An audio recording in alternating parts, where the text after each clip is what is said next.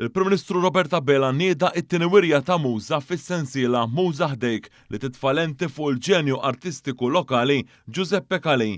Il-wirja li bdiet fil-Bażilika tal-Madonna ta' Porto Sarvo u San Domingo fil-Belt Valletta se tkompli għaddejja sal-4 ta' Ġunju.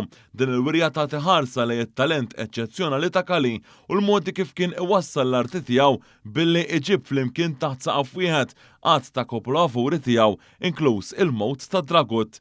Wara se tittella fil-Mos tax-xahar id-dieħel u żżur Ħallija u Taslima aktar tard matul din is-sena. F'indirizz li għamel Dr. Abela saħa l-inizjattiva ta' Heritage Malta waħda importanti għax tressaq l-arti u l-kultura qrib il-komunità għalli dan kollu ikompli jsaħħaħ l-identità Maltija li aħna tant kburin biha. Id-direttur tal-Muża, Chairman ta' Heritage Malta u l-kuratur ta' din il-wirja Mario Kutajjar spjega aktar dwarha.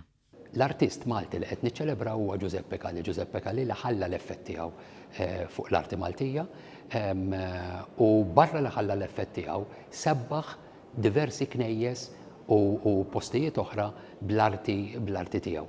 Dwar din il-wirja kummenta Patri Michael Camilleri, kappillan tal-Bażilika tal-Madonna ta' Porto Salvo u San Domingo. Malti bħalna, Belti bħalna li kellu l-kapaċità li jiżviluppa dan it-talent. Mhux biss imma anke jinfluwenza l-arti u l-pittura li ġiet warajh. Preżenti kien hemm ukoll il-Ministru għall-Wirt Nazzjonali u l-Arti Owen Bonnici.